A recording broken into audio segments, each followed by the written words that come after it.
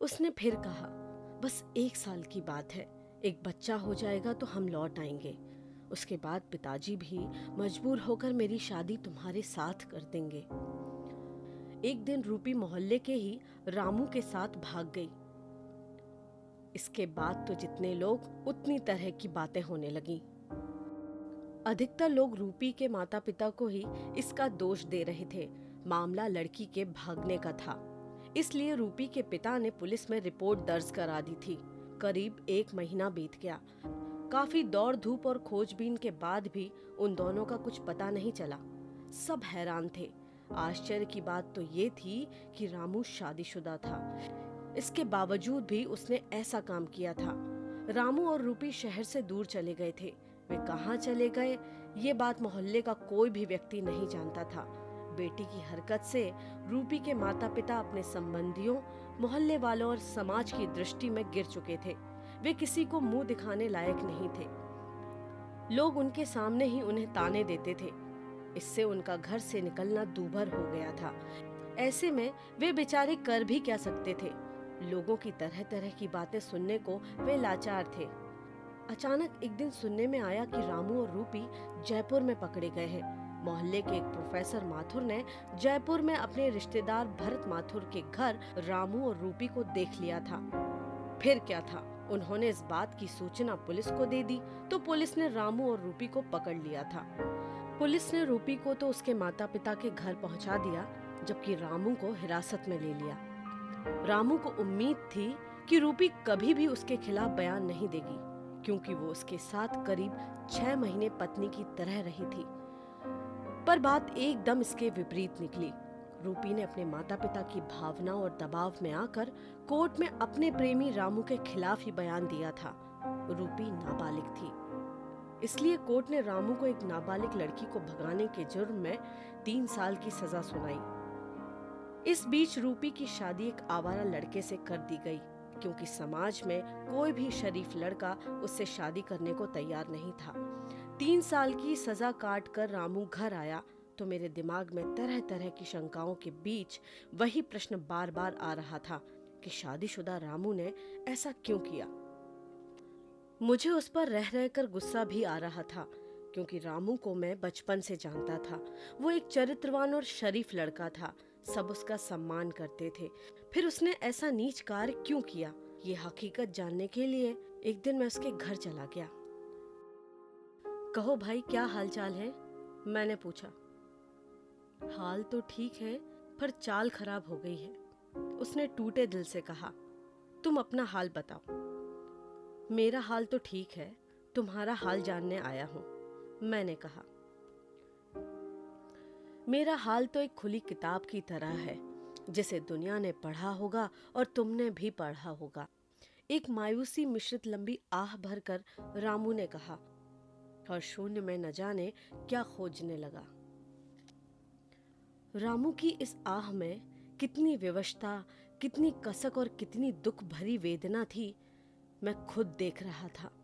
वो आंखों में छलक आए आंसुओं को रुमाल से पोंछने लगा। उसके छलकते आंसू रुमाल के धागों में विलीन हो गए। छोड़ो बीती बातों को, मैंने सांत्वना देते हुए कहा।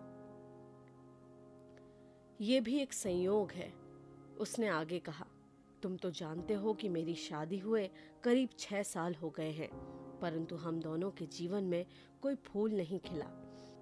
तुम्हारी भाभी के प्यार का साथ ही मेरे जीवन का सर्वस्व था। मैं सुखी था, प्रसन्न था, परंतु वह न जाने क्यों अंदर ही अंदर घुटती रहती थी। उसका सौंदर्य, उसका स्वास्थ्य धीरे धीरे उससे दामन छुड़ाने लगा था। मैंने इस राज को जानने का बहुत प्रयत्न किया। एक दिन तुम्हारी भाभी ने विनीत भाव से कहा, कितना अच्छा होता कि हमारे आंगन में भी एक बच्चा होता। ये सुनकर उस दिन से मुझे भी अपने घर में बच्चे का अभाव अखरने लगा। डॉक्टर ने तुम्हारी भाभी का परीक्षण करने के बाद बताया कि ये कभी मां नहीं बन सकती। इस बात के लिए वो बड़ी दुखी हुई। उसने मुझे दूसरी शादी के लिए प्रेरित किया, लेकिन मैंने शादी करने से साफ मना कर दिया। उस दिन से मैं उसे और अधिक प्रेम करने लगा। जिससे वह इस मानसिक दुख से छुटकारा पा सके। लेकिन वही होता है जो मंजूर खुदा होता है। उन्हीं दिनों हमारे पड़ोस में रहने वाली रूपी तुम्हारी भाभी के पास आने जाने लगी। दोनों एकांत में घंटों बैठी न जाने क्या क्या बातें करती। एक दिन रात को सोने से पहले तुम्हारी भाभी ने मुझसे कहा, रूपी कितनी सुशील और सुंदर लड़की है, तुम रूपी से शादी क्यों नहीं कर लेते? पागल हो गई हो क्या? ऐसा कभी हो सकता है?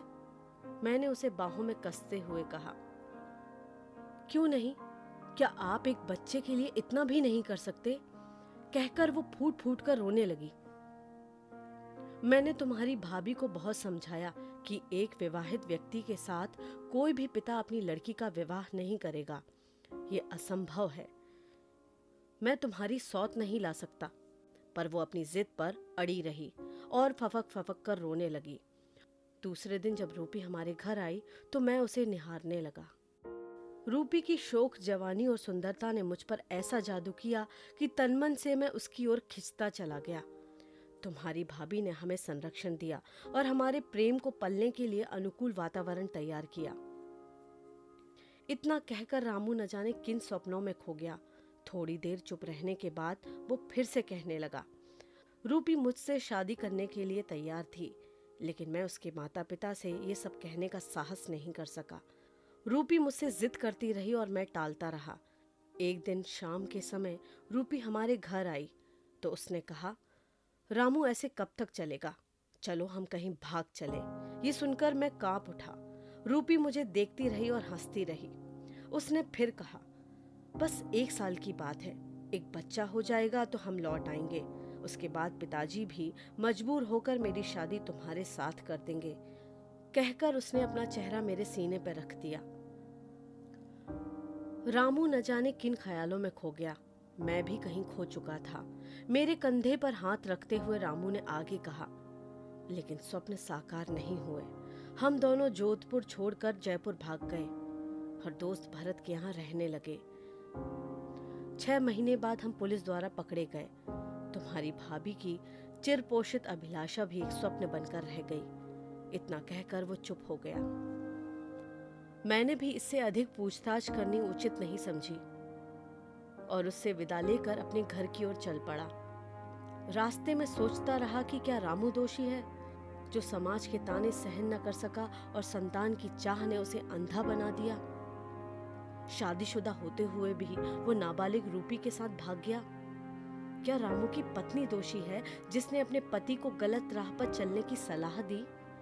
या फिर रूपी का पिता दोषी है, जिसने 2 प्रेमियों को मिलने से रोककर अपनी लड़की का किसी आवारा लड़के के साथ ब्याह रचा दिया? मैं अभी तक तय नहीं कर पाया हूं कि आखिर दोषी कौन है।